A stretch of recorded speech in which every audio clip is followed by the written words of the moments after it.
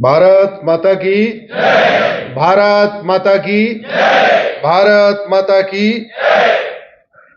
सबसे पहले इस कार्यक्रम के संयोजक, पूरी टीम, आदरणीय गोयल जी, सुहास जी, मिलिंद जी, संजय जी और सामने बैठे सभी लोगों को मैं प्रणाम करता हूं। जो हमसे छोटे हैं उनको अपना स्नेह भेंट करता हूं, आशीर्वाद देता हूं। आजकल फिल्में 2 घंटे की बन रही हैं, पहले 3 घंटे की बनती थी। क्यों? लोगों की क्षमता कम हो गई है। बाजीराव जी 10 घंटे सूर्य नमस्कार किया करते थे, ऐसा मैंने पढ़ा है। आप में से कितने लोग 10 मिनट सूर्य नमस्कार कर सकते हैं? चलिए करते हैं। लोगों की क्षमता कम होती जा रही है, अनेक उसके कारण है। इसलिए मैं जहां भी कार्यक्रम में जाता हूं पहले कह देता हूं 2 घंटे का कार्यक्रम रखिए, क्योंकि लिसनिंग कैपेसिटी और सिटिंग कैपेसिटी दोनों 2 घंटे हो चुकी है। उससे ज्यादा लोग सुन भी नहीं पाते, उससे ज्यादा लोग समझ नहीं पाते, उससे ज्यादा बैठ नहीं पाते। और ये प्रैक्टिकल भी है। यहां तो चलो ऐसी वैसी कुर्सी है, आपके घर में जहां सोफा लगा होता है वहां पे भी आप 2 घंटे से ज्यादा बैठ नहीं सकते। 2 घंटे ज्यादा लगातार एक मूवी नहीं देख सकते जो आपके घर में टीवी में आ रही हो, जबकि सामने नाश्ता वास्ता रखा रहता है, तब भी नहीं कर पाते। तो मेरा आग्रह यह है, केवल आपसे नहीं, क्योंकि ये वीडियो पता नहीं 2 करोड़ लोग देखेंगे, 3 करोड़ लोग देखेंगे, तो आगे से ध्यान रखें, समय पे कार्यक्रम शुरू करें, समय पे खत्म कर दें। 2 घंटे का कार्यक्रम रखें। दूसरा, आज मेरा 85वां कार्यक्रम है, 85th कार्यक्रम है 2024 का। 2023 में मैं 115 जिलों में गया था, 2022 में 90 जिलों में गया था, 2022 में 3 संडे हम अपने घर में थे, 2023 में 1 संडे अपने घर में थे क्योंकि उस दिन दिवाली थी। 2024 में अभी वो सैटरडे संडे आया नहीं अपने घर में रहने वाला, और अपना 85वां कार्यक्रम है। इसमें मैंने अनुभव यह किया कि आज की डेट में लोग एक व्यक्ति को सुनने आते हैं। मतलब अगर फिल्म उनको बॉर्डर फिल्म देखनी है और मूवी हॉल में पहुंचे, आपने उनको डीडीएलजे दिखाना शुरू कर दिया या नगीना दिखाना शुरू कर दिया या कुछ और दिखाना शुरू कर दिया, तो लोग थोड़ा बोर होते हैं। तो कार्यक्रम ऐसे भी करना चाहिए कि 15 मिनट में जितना काम करना है कर लीजिए, बाकी फिर जिसके लिए आए हैं लोग उसको दे देना चाहिए। ऐसा मैं अपने लिए नहीं कह रहा हूं, मैं सबके लिए कह रहा हूं। लोग बोर हो जाते हैं। जिस एक घर से मन बना के चलते हैं, हमको इनको सुनने जाना है, अगर आपने उनको नहीं सुनाया और उसके पहले 5-6 आदमी और सुना दिया, मैं यहां की बात नहीं कर रहा हूं, तो लोग बोर होते रहते हैं। तो इसका भी ध्यान रखना चाहिए।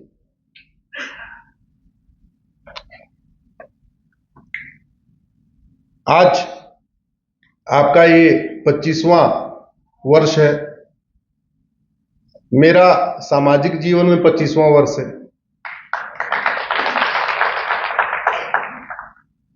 इंजीनियरिंग छोड़ के मैंने लॉ किया। मारुति में मैं इंजीनियर हुआ करता था, तब मारुति गवर्नमेंट की कंपनी थी। तो जापानियों के साथ काम करते करते मैं ये सोचता था कि जो समस्याएं भारत में, ये जापान में क्यों नहीं है। हम मशीन के बारे में कम सोचते थे, भारत के बारे में ज्यादा सोचते थे जब मैं मारुति में था। और आज दुनिया के सबसे ज्यादा सांसद भारत में, दुनिया के सबसे ज्यादा मंत्री भारत में, दुनिया के सबसे ज्यादा विधायक भारत में, दुनिया के सबसे ज्यादा मुख्यमंत्री भारत में, दुनिया के सबसे ज्यादा एनजीओ भारत में, दुनिया के सबसे ज्यादा सामाजिक संगठन भारत में, दुनिया के सबसे ज्यादा कथावाचक भारत में, दुनिया के सबसे ज्यादा अन्य तरीकों के जो राष्ट्रवादी संगठन या समाजवादी संगठन कह लीजिए वो भारत में, दुनिया के सबसे ज्यादा नेता भारत में, सबसे ज्यादा अभिनेता भारत में, सबसे ज्यादा लेखक भारत में, सबसे ज्यादा बुद्धिजीवी भारत में, सबसे ज्यादा पत्रकार भारत में, सबसे ज्यादा कलमकार भारत में, सबसे ज्यादा हीरो भारत में, सबसे ज्यादा हीरोइन भारत में, सबसे ज्यादा जनसंख्या भारत की। लेकिन जो समस्याएं भारत में हैं, ये जापान में तो नहीं है, सिंगापुर में भी नहीं है, न्यूजीलैंड में भी नहीं है, चीन में भी नहीं है। तो गड़बड़ कहां हो रही है? सबसे ज्यादा कार्यक्रम भी भारत में होते हैं, सब ज्यादा संस्थाएं भी भारत में है, सब ज्यादा एनजीओ भी भारत में, सब ज्यादा कार्यक्रम भी भारत में है। और आपकी संस्था पिछले 25 वर्षों से कर रही, 25 वर्ष हो गए। जितनी घूसखोरी, कमीशनखोरी, दलाली, कटमनी, तोलाबाजी, हवालाबाजी भारत में, इतना तो पूरी दुनिया में नहीं है। जितना ज्यादा मिलावटखोरी, कालाबाजारी, नशा तस्करी, मानव तस्करी भारत में, इतनी पूरी दुनिया में तो नहीं है।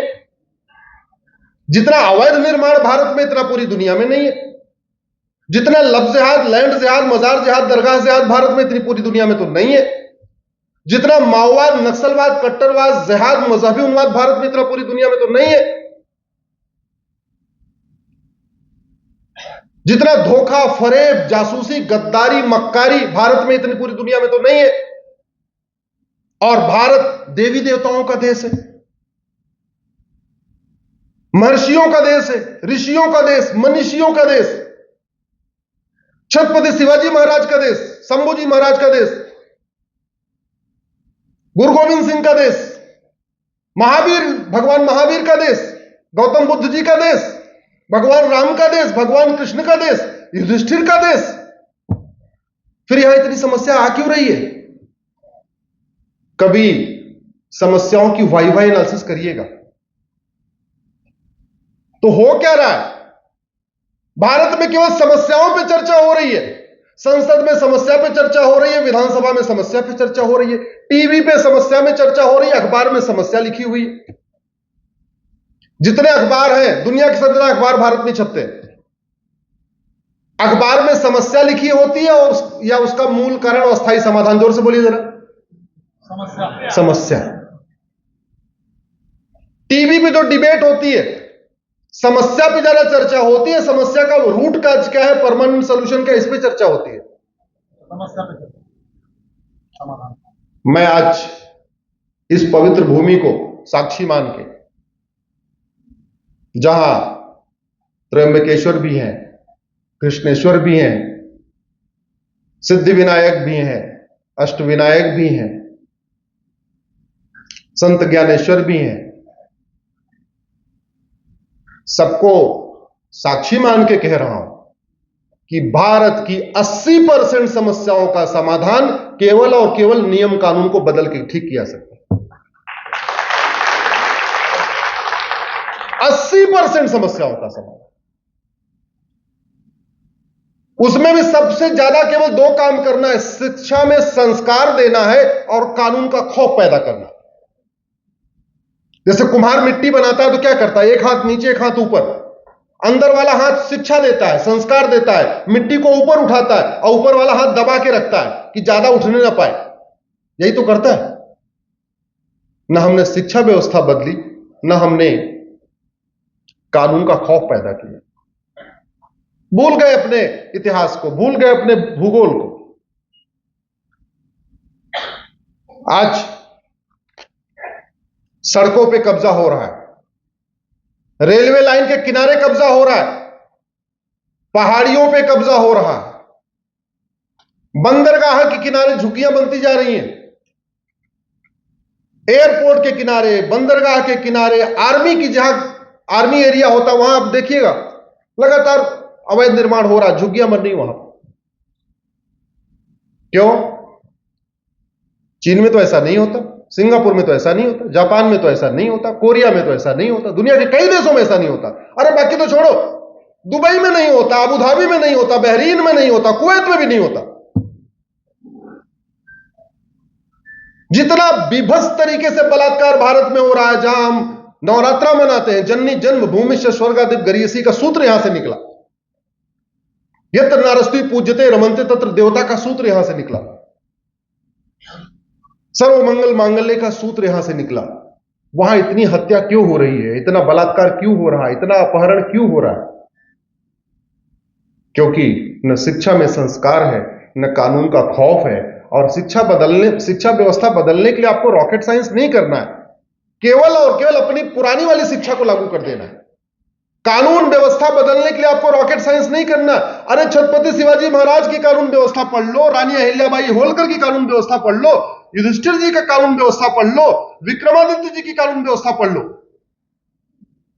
छत्रपति शिवाजी महाराज के समय भ्रष्टाचार पे हाथ पैर काट के लटकाया जाता था सार्वजनिक रूप से। रानी अहिल्याबाई के समय भ्रष्टाचार करने पे हाथी से कुचलवाया जाता था, वो भी सबके सामने। इसलिए भ्रष्टाचार लोग नहीं करते थे। और आज 70,000 करोड़ का कॉमनवेल्थ घोटाला, 1,76,000 करोड़ का 2G घोटाला, 1,86,000 करोड़ का कोयला घोटाला, जितना अंग्रेजों ने नहीं लूटा, जितना मुगलों ने नहीं लूटा, उतना पिछले 75 साल में लूट लिया।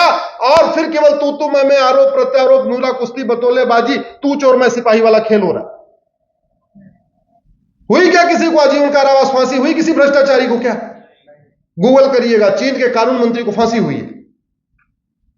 चीन में कंपनी के जीएम ने किसी कॉन्ट्रैक्टर से पैसा ले लिया था, सीधे फांसी उठा के दे दिया। भारत की जो सबसे बड़ी समस्या है, सनातन संस्कृति के लिए जो सबसे बड़ा खतरा है, वो काला धन, हवाला और भ्रष्टाचार है। भ्रष्टाचार अगर हमने खत्म नहीं किया, मैं कह रहा हूं, सनातन धर्म खत्म हो जाएगा, सनातन संस्कृति खत्म हो जाएगी।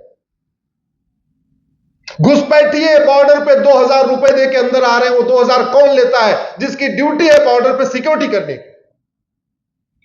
अंदर आता है, कॉमन सर्विस सेंटर पे 2,000 रुपए देता है, बिना किसी डॉक्यूमेंट उसका आधार बन जाता है। एक डॉक्यूमेंट बन गया आधार, फिर 2,000 रुपए देता है दलाल को, राशन कार्ड बन जाता है। फिर वो तीसरा 2,000 रुपए देता है दलाल को, उसको बर्थ सर्टिफिकेट मिल जाता है। फिर 2,000 रुपए पकड़ाता है दलाल को, उसको ड्राइविंग लाइसेंस 3,000 रुपए मिल जाता है। फिर 2,000 रुपए देता है, डोमिसाइल सर्टिफिकेट, निवास प्रमाण पत्र बन जाता है। उसके बाद कोई चुनाव आता है, या तो पार्षद का चुनाव, या प्रधान का चुनाव, या विधानसभा का चुनाव, या लोकसभा का चुनाव, किसी ओट जीवी नोट जीवी गद्दार नेता को पकड़ता है और कहता है हमारे पास ये 5 कागज है, मेरा वोटर आईडी में नाम जुड़वा दो। वो वोटर आईडी में नाम जुड़वा देता है। उसके बाद वो जनधन खाता खोल लेता है, केंद्र सरकार की सारी योजनाओं का लाभ लेता है, राज्य सरकार की सारी योजनाओं का लाभ लेता है। अमीर हिंदुओं के पैसे से बढ़िया मौज कर रहा है। मुफ्त में मकान, मुफ्त में राशन, मुफ्त में दुकान, मुद्रा लोन, पता नहीं कौन कौन सी योजना है दुनिया भर की। क्या ये कार्यक्रम करके हम घुसपैठ रोक सकते हैं? क्या जोर से बोलिए जरा। घुसपैठ रोकने के लिए भ्रष्टाचार के खिलाफ कठोर कानून बनाना पड़ेगा और घुसपैठ के खिलाफ कठोर कानून बनाना पड़ेगा। घुसपैठ राष्ट्रीय सुरक्षा के लिए खतरा है कि नहीं? जोर से बोलिए। घुसपैठ हमारी एकता अखंडता के लिए खतरा है कि नहीं? घुसपैठ वेजिंग वॉर है कि नहीं? घुसपैठ देशद्रोह है कि नहीं? और घुसपैठ एक संगठित अपराध है कि नहीं? जो राष्ट्रीय सुरक्षा के लिए खतरा हो, उसके लिए हमारे पास कानून ऑलरेडी है, एनएसए। जो देश की एकता अखंडता के लिए खतरा हो, उसके लिए हमारे पास ऑलरेडी कानून है, यूएपीए। जो चीज देश के लिए खतरनाक हो, उसके लिए हमारे पास एक धारा है, वेजिंग वॉर। जो संगठित अपराध हो, जिसमें कई लोग मिलकर काम करते हो, उसके लिए हर राज्य के पास अपना कानून है। महाराष्ट्र के पास मकोका है, गुजरात के पास घुसकोका है, यूपी के पास गैंगस्टर एक्ट। घुसपैठ देशद्रोह है, देशद्रोह से निपटने के लिए कानून है। आज तक किसी घुसपैठिए या उसके मददगार के ऊपर एनएसए लगा, यूएपीए लगा, वेजिंग वॉर लगा, देशद्रोह लगा, मकोका लगा, तो घुसपैठ कहां से रुकेगी? करते रहिए आप कार्यक्रम, करते रहिए आप कथा, करते रहिए आप भागवत पुराण, जो करना है करते रहिए, घुसपैठ नहीं रुकेगी। और मेरी पीआईएल है, 2017 में मैंने फाइल किया था कि 5 करोड़ आ चुके हैं, अब उनकी संख्या 6 करोड़ हो चुकी है।